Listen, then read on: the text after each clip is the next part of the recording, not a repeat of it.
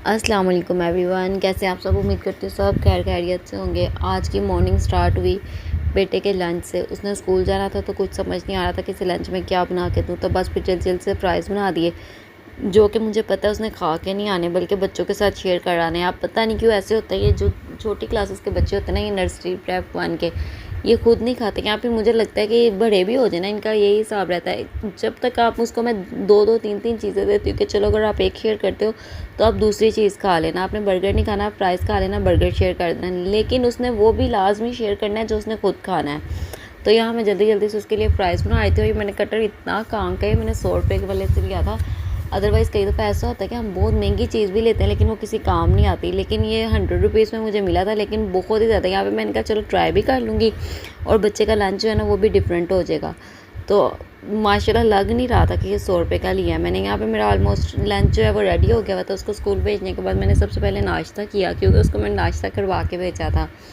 उसके बाद हम लोगों ने जाना था ग्रोसरी करने। तो जैसे वो स्कूल से आया तो हम लोग रेडी होके ग्रोसरी करने चले गए। अब आपने बताना कि हम लोग कहाँ गए हुए थे। और यहाँ पे हम लोग पहुँच गए थे एम्पोरियम मॉल, क्योंकि एम्पोरियम मॉल में आजकल फेस्टिवल भी लगा हुआ है और तकरीबन मेरे ख्याल से हर मंथ ही लग जाता है। तो हर दफ़ा हमें ग्रोसरी ना यहाँ से करनी पड़ती है। पहले तो मैं ये सोच के करती थी कि चले एक ही जगह से ना सारी चीज़ें बआसानी मिल जाती हैं, लेकिन अब जब से फेस्टिवल लगने शुरू हुए ना, कभी मैंगो फेस्टिवल है, कभी ये आज़ादी फेस्टिवल है, कभी कोई है कभी कोई है, तो बस अब तो यही होता है कि चले फिर बच्चों के साथ यहीं पे बच्चे भी इंजॉय कर लेते हैं और ग्रोसरी भी हो जाती है। और यहाँ पे मेरा बेटा कह रहा था मामा मैंने भी इन भूतों से मिलना, और मैं देख के हैरान हो रही थी कि वो बेचारे करतब करके दिखा रहे थे और लोग ऐसे रश डला हुआ था जैसे कोई अनोखी चीज़ आई भी है।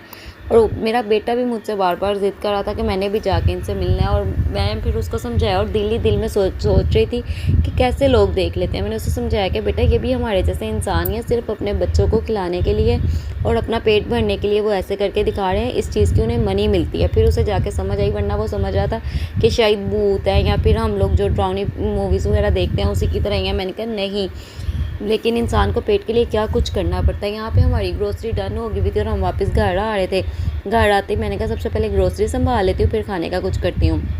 और यहाँ पे जो हमारा सरफ़ का पैकेट है ना, वो लीक हुआ था। सारा सरफ़ जो है ना वो शॉपिंग बैग में जगह हर चीज़ को ही लगा हुआ था।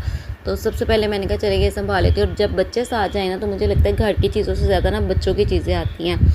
तो इसलिए मेरी बेटी सो गई हुई थी घर आते साथ ही, तो मैंने कहा सबसे पहले मैं बच्चों की चीज़ें संभालूँ, इससे पहले कि वो उठ के, क्योंकि छोटे जो बच्चे होते हैं ना 2 साल के 1 साल के, उनको बस यही होता है कि सारी चीज़ें हमारे आगे रख दो, क्योंकि खानी तो होती नहीं, उन्होंने वेस्ट करनी होती है। तो बस मैंने कहा जल्दी जल्दी से पहले मैं ये चीज़ें संभाल दूँ। उसके बाद थक कितना गए थे कि खाना मैं बना नहीं सकी, तो बस हमने बाहर से पिज़्ज़ा ऑर्डर कर लिया। पिज़्ज़ा खा के उसके बाद हमने चाय पी।